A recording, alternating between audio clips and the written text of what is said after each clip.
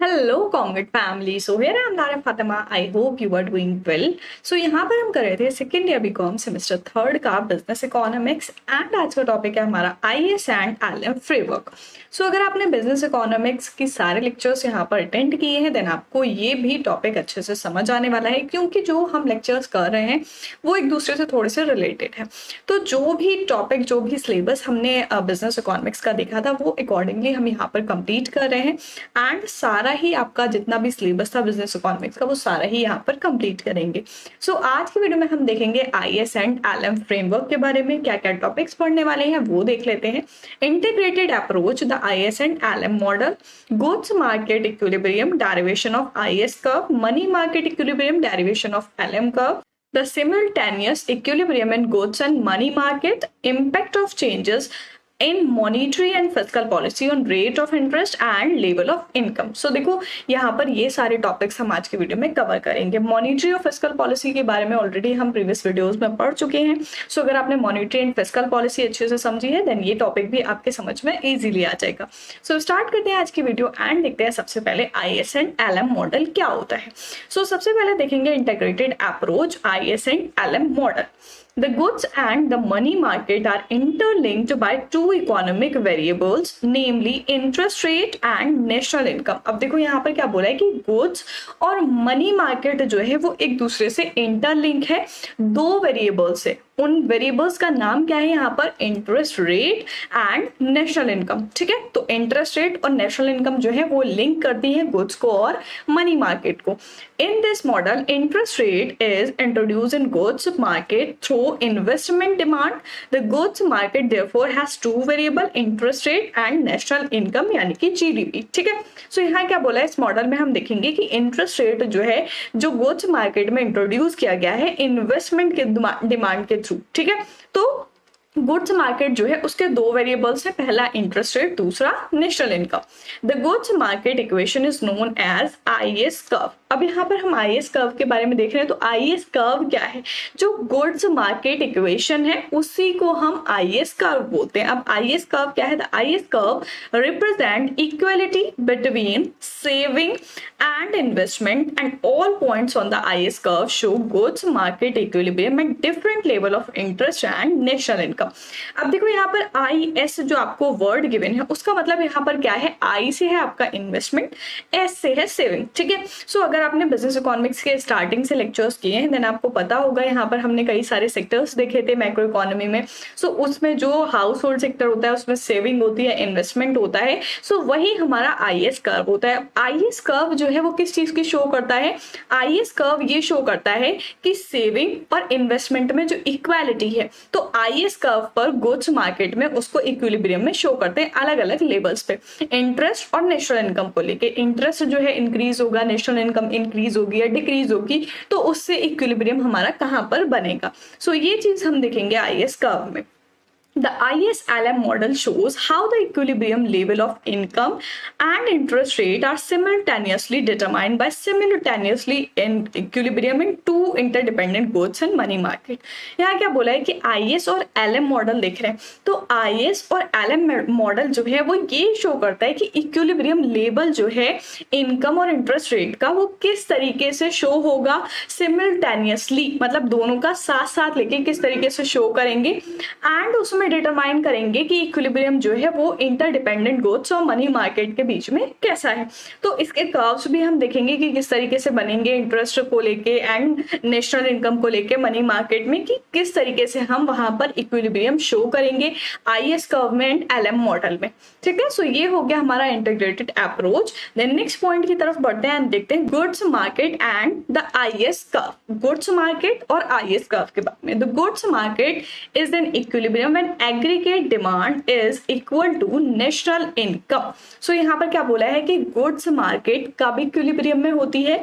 Goods market तब equilibrium में कहलाएगी जब एग्रीगेट डिमांड यानी कि एडी जो है हमारी एग्रीगेट डिमांड बराबर होगी नेशनल इनकम के। ठीक है, नेशनल इनकम जितनी है उतनी ही एग्रीगेट डिमांड हो रही है, वहां पर हम बोलेंगे कि गुड्स मार्केट जो है वो इक्विलिब्रियम में है। In a closed two-sector economy, the aggregate demand is determined by the consumption demand and investment demand. अब देखो टू सेक्टर इकोनॉमी हमारी कौन सी होती है, जिसमें बिजनेस सेक्टर और हाउस होल्ड सेक्टर आता है, ठीक है। चार सेक्टर है हमारे, house hold sector, business sector, government sector and foreign sector. उसमें टू सेक्टर इकोनॉमी जो है हाउस होल्ड और बिजनेस सेक्टर, तो उसमें अगर हम लें क्लोज टू सेक्टर इकोनॉमी में, तो जो एग्रीगेट डिमांड होती है वो किस चीज से डिटरमाइन होती है, कंजप्शन ऑफ डिमांड से एंड इन्वेस्टमेंट डिमांड से। इसको किस तरीके से हम शो करेंगे, एडी आपको शो कर रहा है एग्रीगेट डिमांड को, ठीक है। तो एग्रीगेट डिमांड यहाँ पर होगा हमारा कंजप्शन डिमांड यानी कि C and investment demand C plus I. इसके भी ऑलरेडी हम कर्व देख चुके हैं कि एग्रीगेट डिमांड हमारी कैसे होती है, consumption demand plus investment demand, ठीक है। सो नेक्स्ट पॉइंट देखते हैं, change in interest rate affect aggregate demand through change in investment demand. अब यहाँ पर क्या बोला है कि अगर इंटरेस्ट रेट में चेंज होगा तो वो एग्रीगेट डिमांड को भी अफेक्ट करेगा, उसमें भी चेंज आएगा इंटरेस्ट रेट के चेंज होने से। एंड किसके थ्रू आएगा, जो भी इन्वेस्टमेंट डिमांड है उसके थ्रू आएगा। With the fall in interest rate the profitability of investment rise because the cost of investment falls. अब यहाँ क्या बोला कि अगर इंटरेस्ट रेट फॉल होते हैं, कम होते हैं, तो जो इन्वेस्टमेंट की प्रॉफिटेबिलिटी है वो इंक्रीज हो जाएगी, क्योंकि जो कॉस्ट है इन्वेस्टमेंट का वो कम हो जाएगा, ठीक है। इंटरेस्ट अगर मान लो किसी भी पर्सन ने कहीं पर भी किसी भी जगह इन्वेस्टमेंट किया है, ठीक है, अब उस इन्वेस्टमेंट पे जो इंटरेस्ट मिल रहा था वो इंटरेस्ट रेट कम हो जाएगा, तो प्रॉफिटेबिलिटी जो है इन्वेस्टमेंट की वो राइज हो जाएगी। Increase in investment demand leads to increase in aggregate demand and rise in the equilibrium level of national income। यहाँ पर क्या बोला गया है कि जब इन्वेस्टमेंट डिमांड इंक्रीज होगी, ठीक है, इन्वेस्टमेंट डिमांड इंक्रीज होगी तो उसके साथ साथ क्या होगा, एग्रीगेट डिमांड भी इंक्रीज होगी। एग्रीगेट डिमांड कौन सी होती है, हमारी टोटल डिमांड, ठीक है। एंड उसके साथ साथ यहाँ पर इक्विलिब्रियम में नेशनल इनकम का लेवल भी इंक्रीज होगा। The IS curve show the different combination of national income and interest rate at which the goods market is in equilibrium. जैसे अभी हमने प्रीवियस पेज में देखा कि आईएस कर्व क्या शो करता है, अलग अलग कॉम्बिनेशन नेशनल इनकम का और इंटरेस्ट रेट का, जिसमें गुड्स मार्केट इक्विलिब्रियम में शो होता है, ठीक है। कि जब नेशनल इनकम और इंटरेस्ट रेट को हम लगाएंगे तो वहां पर कहां जाकर हमारा इक्विलिब्रियम बनेगा, गुड्स मार्केट में, ठीक है। The IS curve has a negative slope. IS curve जो बनता है वो हमारा नेगेटिव स्लोप का बनता है। किस तरीके से बनेगा आइए देख लेते हैं। The IS curve is depicted, यहाँ पर हम आईएस कर्व बनाएंगे। It showed that change in level of national income are function of change in level of aggregate demand, planned investment and rate of interest. यहाँ पर किस तरीके से हम देखेंगे, नेशनल इनकम फंक्शन है जिससे चेंज होगा एग्रीगेट डिमांड के लेवल में, एंड जो प्लान्ड इन्वेस्टमेंट है और इंटरेस्ट रेट है, ठीक है। तो ये सारी चीजें हम देखेंगे आईएस कर्व में। सबसे पहले देखते हैं rate of interest and planned investment, ठीक है। ए वाला जो आपको गिवन है, सो यहाँ पर ए में आप देखोगे rate of interest and planned investment. अब यहाँ पर देखो ये हमारा ओरिजिन है, ठीक है। यहाँ पर हम इंटरेस्ट रेट शो कर रहे हैं, ठीक है, इंटरेस्ट रेट शो कर रहे हैं, यहाँ पर प्लान्ड इन्वेस्टमेंट शो कर रहे हैं। अब देखो इन्वेस्टमेंट आई से शो हो रहा है, रेट ऑफ इंटरेस्ट आर से शो हो रहा है। तो देखो अगर हम देखते हैं सबसे पहले इन्वेस्टमेंट जो है हमारा यहाँ पर था, ठीक है, आई 0 पे था, ठीक है। अब जब आई 0 पे था तो यहाँ पर हमारा आर 0 पे होगा, रेट ऑफ इंटरेस्ट, ठीक है। सो ये वाला पॉइंट बन रहा है हमारा यहाँ पर, ठीक है, ये वाला पॉइंट बन रहा है फर्स्ट नंबर पर, जब हमारा जो है रेट वो 0 था एंड इन्वेस्टमेंट 0 था। उसके बाद जब रेट इंक्रीज होके 1 हुआ एंड इन्वेस्टमेंट इंक्रीज होके 1 हुआ, तो यहाँ पर देखो क्या आएगा चेंज में, रेट ऑफ इंटरेस्ट जो है वो डिक्रीज हो जाएगा जैसे जैसे इन्वेस्टमेंट बढ़ेगा। इन्वेस्टमेंट यहाँ पर I1 हुआ, इसी तरीके से यहाँ पर इंटरेस्ट जो है R1 हो गया, ठीक है। सो ये आ गया इंटरेस्ट एंड ये आ गया इन्वेस्टमेंट, सो ये पॉइंट बनेगा, ठीक है। एंड देन जब हमारा I2 होगा, इन्वेस्टमेंट और बढ़ा तो रेट ऑफ इंटरेस्ट और कम होगा, यहाँ पर आ गया, ठीक है। सो ये जो आपको चेंज दिख रहा है इसमें, रेट ऑफ इंटरेस्ट का क्या चेंज हुआ, पहले यहाँ था R0 एंड देन R1 हो गया, तो ये वाला जो आपका गैप है ये जो है ये हो जाएगा रेट ऑफ इंटरेस्ट का चेंज। उसके बाद दूसरा फिर से ये वाला चेंज हुआ, ठीक है। एंड देन इन्वेस्टमेंट में अगर आप देखोगे तो इन्वेस्टमेंट में चेंज आपको इस तरीके से दिखेगा, पहले I 0 था, उसके बाद I1 हो गया, ठीक है। तो I0 से I1 तक जो हुआ वो चेंज हुआ, इंक्रीज हुआ, फिर I1 से I2 तक हुआ वो चेंज हुआ, ठीक है। सो इस तरीके से हम शो करेंगे यहाँ पर।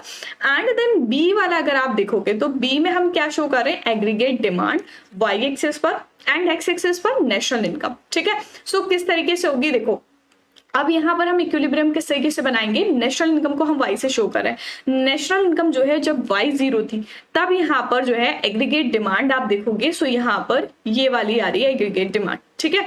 ये डिमांड आ रहा है आपका डिमांड कर्व। सो यहाँ पर ये जो पॉइंट बन रहा है ये आपका इक्विलिब्रियम पॉइंट होगा जब y0 इनकम थी एंड AD0 एग्रीगेट डिमांड थी, ठीक है।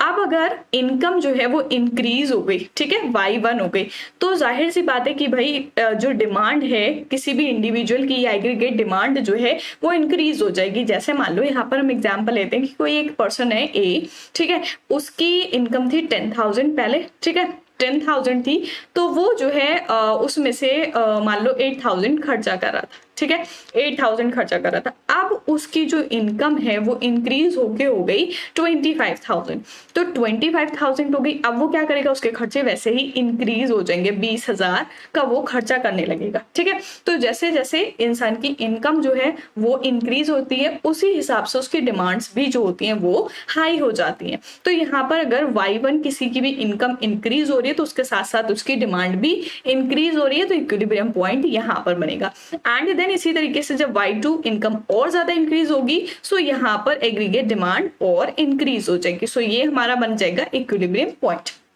समझ में आ गया डिमांड को और नेशनल इनकम को किस तरीके से शो करेंगे। एंड यहाँ पर हम देखेंगे रेट ऑफ इंटरेस्ट और नेशनल इनकम में, ठीक है। अब रेट ऑफ इंटरेस्ट और नेशनल इनकम में देखोगे तो यहाँ पर जब इनकम जो है y0 थी एंड यहाँ पर रेट ऑफ इंटरेस्ट जो था हमारा R0 था, सो यहाँ पर आपका इक्विलिब्रियम पॉइंट बनेगा, ठीक है। एंड जैसे जैसे इनकम इंक्रीज होगी वैसे वैसे जो यहाँ पर रेट ऑफ इंटरेस्ट है वो डिक्रीज होगा, सो यहाँ पर R0 हो गया एंड y1 हो गई, ठीक है। सो एंड फिर से इनकम इंक्रीज हो गई, y2 हो गई, सो यहाँ पर और इंटरेस्ट कम हो जाएगा, ठीक है। सो ये हमारा इक्विलिब्रियम पॉइंट बन जाएगा। आई होप क्लियर हो गए होंगे तीनों फिगर्स आपको, जो गिवन है rate of interest plan investment का कि कहाँ पर किस तरीके से चेंज होगा, and aggregate demand national income में कैसे इक्विलिब्रियम में आएगा, एंड रेट ऑफ इंटरेस्ट और नेशनल इनकम में किस तरीके से हम इक्विलिब्रियम शो करेंगे। सो इस तरीके से आपको IS कर्व शो करना है, ठीक है। द नेक्स्ट पॉइंट हम देखेंगे the money market and the LM curve. अब LM कर्व क्या है वो देखते हैं। The LM curve shows the different combination of interest rate and incomes corresponding to equilibrium in the money market। अब देखो जो LM कर्व है वो अलग अलग कॉम्बिनेशन शो करता है इंटरेस्ट रेट के और इनकम के, ठीक है, कि मनी मार्केट में किस तरीके से इक्विलिब्रियम होगा। According to Keynes liquidity preference is the sum of transaction and speculated demand for money. Keynes के अकॉर्डिंग बात करें तो लिक्विडेटेड प्रेफरेंस जो है वो क्या है, सम है ट्रांजैक्शन का जो डिमांड फॉर मनी होती है, ठीक है। जैसे यहाँ पर हमारा जो LM दे रखा है तो LM का मतलब यहाँ पर क्या है, L शो कर रहा है लिक्विडिटी प्रेफरेंस को एंड M शो कर रहा है मनी को, ठीक है। तो यहाँ पर जो हमारा LM कर्व है वो शो करता है लिक्विडिटी प्रेफरेंस को और डिमांड फॉर मनी को। The transaction demand for money is directly related to the level of income and the speculated demand for money is inversely related to the rate of interest। अब देखो यहाँ पर क्या relation है दोनों के बीच में। डिमांड फॉर मनी जो है वो डायरेक्टली रिलेटेड है लेवल ऑफ इनकम से, ठीक है, कि भाई जितनी इनकम होगी उतनी डिमांड फॉर मनी होगी, जितनी डिमांड फॉर मनी होगी उतनी लेवल ऑफ इनकम होगी, जिस तरीके से वो इंक्रीज करेगी उसी तरीके से वो इंक्रीज करेगी। अब यहाँ पर डिमांड फॉर मनी जो है वो इनवर्सली रिलेटेड है रेट ऑफ इंटरेस्ट से, कि भाई अगर डिमांड फॉर मनी इंक्रीज होगी तो रेट ऑफ इंटरेस्ट डिक्रीज होगा। इनवर्सली का मतलब अपोजिट है, ठीक है। डायरेक्टली का मतलब कि डिमांड फॉर मनी इंक्रीज हो रही है, लेवल ऑफ इनकम इंक्रीज हो रहा है, ठीक है। अगर डिमांड फॉर मनी कम हो रही है तो रेट ऑफ इंटरेस्ट हाई होगा, ठीक है। सो ये ट्रांजैक्शन यहाँ पर आपको गिवन है। LM कर्व जो है वो अपवर्ड स्लोपिंग होता है, ऊपर की तरफ जाता है इस तरीके से, ठीक है। एंड जो हमारा अभी हमने देखा SI कर्व, IS कर्व वो हमारा डाउनवर्ड स्लोपिंग होता है, ठीक है। सो देखेंगे LM कर्व क्या होता है हमारा, यहाँ पर A shows various money market equilibrium points at different level of income and panel. अब यहाँ पर आपको A और B फिगर गिवन है, यहाँ पर इसको देखेंगे। B depict the derivation of LM curve showing the different combination of interest rate and income corresponding to money market equilibrium. यहाँ पर हम देखेंगे rate of interest, national income और मनी को किस तरीके से शो करेंगे LM कर्व में। ए वाला अगर आप देखते हो देन इसमें रेट ऑफ इंटरेस्ट शो किया है y एक्सिस पर, क्वांटिटी ऑफ मनी शो की है x एक्सिस पर। आप देखो यहाँ पर अगर देखेंगे तो रेट ऑफ इंटरेस्ट जब हमारा 0 था, ठीक है। सो यहाँ पर m जो है हमारी मनी जो है आपको गिवन थी एंड रेट ऑफ इंटरेस्ट इस तरीके से आएगा। सो यहाँ पर m जो आ रहा है हमारा MD0 डिमांड फॉर मनी, ठीक है। सो यहाँ पर इक्विलिब्रियम बन रहा है, ठीक है, यहाँ पर इक्विलिब्रियम पॉइंट बन रहा है। जैसे ही रेट ऑफ इंटरेस्ट यहाँ पर इंक्रीज हो रहा है, ठीक है, एंड यहाँ पर MD1 आ रही है, डिमांड फॉर मनी जो है 1 हो गई है, तो यहाँ पर आपका जो इक्विलिब्रियम पॉइंट बनेगा वो इस पॉइंट पर बनेगा, ठीक है, E1। तो इस तरीके से हम रेट ऑफ इंटरेस्ट और क्वांटिटी ऑफ मनी को शो करेंगे। देन हम देखेंगे रेट ऑफ इंटरेस्ट और नेशनल इनकम में। सो रेट ऑफ इंटरेस्ट पहले R0 था एंड नेशनल इनकम Y0 थी, ठीक है। एंड यहाँ पर जब रेट ऑफ इंटरेस्ट R0 था, Y0 थी, तो इक्विलिब्रियम पॉइंट यहाँ बनेगा, ठीक है। अब क्या हुआ, इनकम अगर इंक्रीज होती है तो उसके साथ साथ इंटरेस्ट रेट भी इंक्रीज होगा, क्योंकि इन दोनों के बीच जो है वो डायरेक्ट रिलेशनशिप है, ठीक है। अब यहाँ पर जब हमारी इनकम इंक्रीज हुई and then rate of interest increase हुआ, सो इक्विलिब्रियम पॉइंट जो होगा वो यहाँ पर बनेगा एंड ये हो जाएगा हमारा LM कर्व, ठीक है। अभी हमने देखा अपवर्ड स्लोपिंग होता है, ठीक है। सो अपवर्ड स्लोपिंग आ जाएगा हमारा LM कर्व। आई होप आप लोग को समझ आ गया होगा डेरिवेशन ऑफ LM कर्व किस तरीके से शो करेंगे। नेक्स्ट पॉइंट देखते हैं यहाँ पर हम equilibrium in the goods and money market. Equilibrium goods में और मनी मार्केट में। The equilibrium rate of interest and the level of income is determined at the intersection point of IS and LM curve. अब देखो यहाँ पर क्या बोला, equilibrium कब होता है, जब हमारी दो चीजें जाके इक्वल होती हैं, ठीक है। सो यहाँ बोला कि इक्विलिब्रियम जो है रेट ऑफ इंटरेस्ट का एंड लेवल ऑफ इनकम का जब इंटरसेक्ट होंगे IS और LM कर्व, वहां पर होगा उसका इक्विलिब्रियम। तो the goods market is in equilibrium at all point on the IS curve and the money market is in equilibrium at all points on the LM curve. Goods market जब equilibrium में होगी तो सारे ही point IS curve पे money market के and सारे ही पॉइंट LM कर्व पे मनी मार्केट के इक्विलिब्रियम में होंगे, ठीक है। Hence only at a point of intersection between these two curve both the money market and goods market will be simultaneously assuming equilibrium. And यहाँ पर कोई भी पॉइंट ऑफ इंटरसेक्शन ऐसा होगा जिनके बीच में दो कर्व यहाँ पर दिखाए गए हैं, तो दोनों ही money market and goods market जो दोनों होंगी वो सिमिल्टेनियसली इक्विलिब्रियम में एज्यूम की जाएंगी कि दोनों ही जो मार्केट है वो इक्विलिब्रियम में है, उनको ये एज्यूम कर लिया जाएगा, ठीक है। Such an equilibrium condition is depicted. इस तरीके की कंडीशन किस तरीके से हम शो करेंगे। सो यहाँ पर आपको शो हो रखा है rate of interest, national income, ठीक है।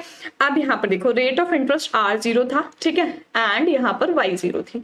सो ये आ जाएगा हमारा इक्विलिब्रियम पॉइंट एंड ये हमारा जा रहा है LM कर्व, ठीक है, अपवर्ड स्लोपिंग। ये जा रहा है IS कर्व, ये जहां पे आके इंटरसेक्ट हो रहे हैं ये इक्विलिब्रियम पॉइंट कहलाएगा, ठीक है। सो यहाँ पर बोला है कि दोनों ही मार्केट ये एज्यूम की जाएंगी कि ये इक्विलिब्रियम में है, ठीक है। सो इस तरीके से आपको शो करना है इक्विलिब्रियम गुड्स का और मनी मार्केट का। समझ में आ गया किस तरीके से होगा। ये हमारा IS कर्व दे रखा है, LM कर्व दे रखा है एंड यहाँ पर रेट ऑफ इंटरेस्ट और नेशनल इनकम को हमें देखना है कहाँ पर जाके हमारी इक्विलिब्रियम में आएगा, ठीक है। सो आई होप क्लियर हो गया होगा। तो नेक्स्ट पॉइंट देखते हैं fiscal and monetary policy and the IS LM model.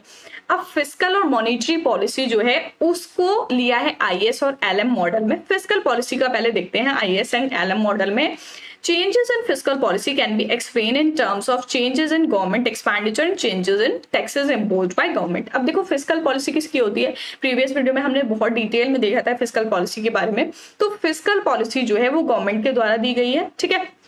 Fiscal policy actually होती क्या है? फिस्कल पॉलिसी होती है गवर्नमेंट के रेवेन्यू इनकम्स जो है एंड जो गवर्नमेंट की एक्सपेंडिचर्स है, ठीक है। तो गवर्नमेंट एक्सपेंडिचर जो होते हैं, जैसे खर्चे, गवर्नमेंट जो इकोनॉमी को स्ट्रॉन्ग करने के लिए जो भी खर्चे करती है, एंड जो इनकम है, गवर्नमेंट जो भी टैक्स इंपोज करती है किसी भी इंडिविजुअल पे डायरेक्टली या इनडायरेक्टली, तो वो गवर्नमेंट की इनकम्स होती है। तो यहाँ पर क्या बोला है कि जो फिस्कल पॉलिसी है उसमें जो चेंजेस होते हैं एक्सपेंडिचर में या टैक्सेस में, तो वो हम देखेंगे इसमें फिस्कल पॉलिसी में। Autonomous increase in government expenditure raise aggregate demand for goods and services produced in an economy and pushes the IS curve to the right in the upward direction. अब देखो ये बोला है कि फिस्कल पॉलिसी से क्या effect पड़ेगा ISLM model पर। तो यहाँ पर बोला है कि जो हमारी फिस्कल पॉलिसी होती है, सबसे पहले तो समझ में आ गया फिस्कल पॉलिसी क्या होती है। अब यहाँ बोला है कि ऑटोनॉमस इंक्रीज होगा जब भी गवर्नमेंट एक्सपेंडिचर में, तो उससे क्या होगा, एग्रीगेट डिमांड जो है गुड्स और सर्विसेज की जो भी इकोनॉमी में प्रोड्यूस हो रही है वो पुश होंगी, ठीक है, वो बढ़ेंगी, एंड उससे क्या होगा, जो IS कर्व है वो राइट की तरफ अपवर्ड डायरेक्शन में पुश हो जाएगा, शिफ्ट हो जाएगा, ठीक है। सो यहाँ पर क्या इफेक्ट पड़ेगा फिस्कल पॉलिसी का, जो भी गवर्नमेंट एक्सपेंडिचर है अगर वो इंक्रीज होते हैं, ठीक है, मतलब कि अगर जो गवर्नमेंट है उसकी जो भी इनकम है, तो अगर इनकम इंक्रीज हो रही है या फिर किसी भी वजह से गवर्नमेंट जो है वो अपना एक्सपेंडिचर इंक्रीज करती है, तो उससे एग्रीगेट डिमांड जो है वो गुड्स और सर्विसेज की इंक्रीज हो रही है, तो IS कर्व जो है वो राइट साइड को अपवर्ड डायरेक्शन में शिफ्ट हो जाएगा, ठीक है। एंड यहाँ पर हम देख लेते हैं कि किस तरीके से इसका इंक्रीज एंड डिक्रीज होगा। यहाँ पर फर्स्ट हम देखेंगे impact of increase in government expenditure on interest rate and national income. जब गवर्नमेंट जो है वो इंक्रीज करेगी जो गवर्नमेंट एक्सपेंडिचर्स होते हैं, and second one is impact on reduction in taxes on interest rate and national income. अगर government tax जो है उनको रिड्यूस करती है, एक्सपेंडिचर इंक्रीज कर दिया और टैक्सेस जो है उसको कम कर दिया, तो दोनों ही तरीके से इकोनॉमी का फायदा है ना, लोग जो है उनका फायदा है। अगर एक्सपेंडिचर ज्यादा करती है तब भी फायदा है, एंड टैक्स कम करती है तब भी इकोनॉमी का फायदा है। तो यहाँ पर देखो उससे क्या होता है, डिमांड बढ़ जाती है, तो उससे IS मॉडल पर क्या इफेक्ट पड़ेगा। यहाँ पर हम देखते हैं rate of interest and national income, ठीक है। तो नेशनल इनकम यहाँ पर आपको शो हो रही है Y1 Y2 and rate of interest R1 R2, ठीक है। सो यहाँ पर देखो R1 जब हमारा था रेट ऑफ इंटरेस्ट ये था, ठीक है, एंड Y2 नेशनल इनकम जो थी वो इंक्रीज हो गई, ठीक, एंड यहाँ पर R2 रेट ऑफ इंटरेस्ट ये था एंड Y1 इनकम हमारी ये थी, ठीक है। अब यहाँ पर देखो इनकम Y1 से Y2 इंक्रीज हुई है, बट रेट ऑफ इंटरेस्ट जो है R2 से R1 गया है, ठीक। अब यहाँ पर इक्विलिब्रियम आपको पॉइंट ये शो हो रहा है, IS कर्व आपका डाउनवर्ड स्लोपिंग होता है एंड LM कर्व जो है वो आपका अपवर्ड स्लोपिंग होता है, तो इक्विलिब्रियम पॉइंट ये वाला बन जाएगा, ठीक है। एंड यहाँ पर जैसे जैसे चेंज आपको दिया है, ये वाली चीज जो है ये चेंज हुई है, ठीक है। IS कर्व ये फर्स्ट वाला है, ये सेकंड वाला है, तो ये आपका चेंज आ जाएगा। इक्विलिब्रियम कहाँ बनेगा, इस पॉइंट पर आकर आपका बनेगा जहां पर जो आपका LM और IS कर्व है वो इंटरसेक्ट हो रहा है और रेट ऑफ इंटरेस्ट और इनकम वहां पर शो हो रहा है, ठीक है। सो वो हमारा इक्विलिब्रियम पॉइंट आ जाएगा। अब यहाँ पर इम्पैक्ट क्या होता है इंक्रीज होने का, जैसे गवर्नमेंट एक्सपेंडिचर जो है वो इंक्रीज हुआ है, तो गवर्नमेंट एक्सपेंडिचर इंक्रीज होने से यहाँ पर हमारा चेंज दिख रहा है। अब हम देखेंगे कि अगर टैक्सेस जो है गवर्नमेंट रिड्यूस कर देती है तो उससे क्या होगा, तो टैक्सेस रिड्यूस करने से क्या होगा, रेट ऑफ इंटरेस्ट शो हो रहा है एंड नेशनल इनकम शो हो रही है, ठीक है। सो यहाँ पर रेट ऑफ इंटरेस्ट पहले ये था एंड इनकम हमारी Y1 थी, तो ये इक्विलिब्रियम पॉइंट बन रहा है, ठीक है। एंड रेट ऑफ इंटरेस्ट 2 हुआ एंड यहाँ पर इनकम जो है हमारी Y2 हो गई, इंक्रीज हो गई, रेट ऑफ इंटरेस्ट इंक्रीज हो गया और नेशनल इनकम इंक्रीज हो गई। ये आ जाएगा हमारा LM कर्व एंड ये आ जाएगा हमारा IS first and IS curve second. ये जो चीज आ रही है ये चेंज आ रहा है, ठीक है, ये इक्विलिब्रियम पॉइंट आ गया एंड ये चेंज हो रहा है। तो यहाँ पर इस तरीके से हम शो करेंगे फिस्कल पॉलिसी का। नेक्स्ट पॉइंट हम देखते हैं मॉनेटरी पॉलिसी का। सो मॉनेटरी पॉलिसी और IS मॉडल यहाँ पर क्या गिवन है, the monetary policy of government is determined and executed by the central bank of country. अब देखो यहाँ पर जो हमारी फिस्कल पॉलिसी होती है जो गवर्नमेंट ने बनाई होती है, जो मॉनेटरी पॉलिसी है वो सेंट्रल बैंक के द्वारा दी गई होती है, जो भी किसी भी कंट्री की सेंट्रल बैंक जो होती है, जैसे हमारे इंडिया की रिजर्व बैंक ऑफ इंडिया है। Changes in monetary policy can bring about changes in rate of interest and level of national income. अब देखो भाई कोई भी चीज अगर किसी भी पॉलिसी में जो नेशनल लेवल की पॉलिसी है उसमें चेंज हो रहा है, तो जाहिर सी बात है कि नेशनल इनकम भी वहां पर चेंज होगी।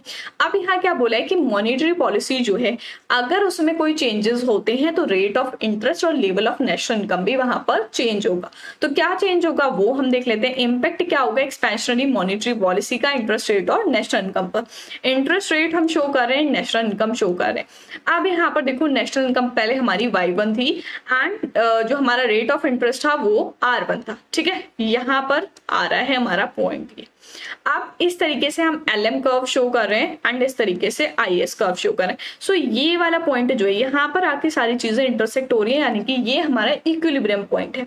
अब चेंज क्या हुआ है यहाँ पर, अगर रेट ऑफ इंटरेस्ट ये R2 आ रहा है और इनकम जो है वो इंक्रीज हो रही है, सो ये वाला पॉइंट हमारा आएगा यहाँ पर, ठीक है।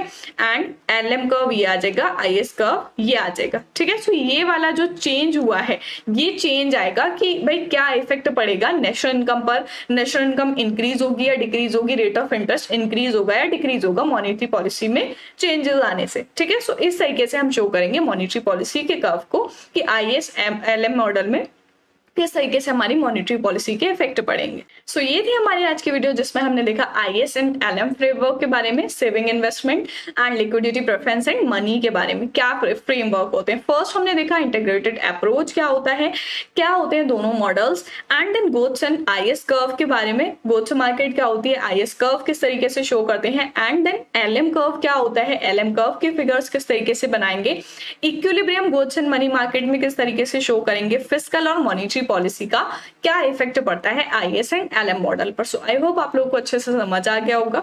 नेक्स्ट वीडियो में करेंगे हम नेक्स्ट टॉपिक। सो मिलते हैं नेक्स्ट वीडियो में, तब तक के लिए गुड बाय।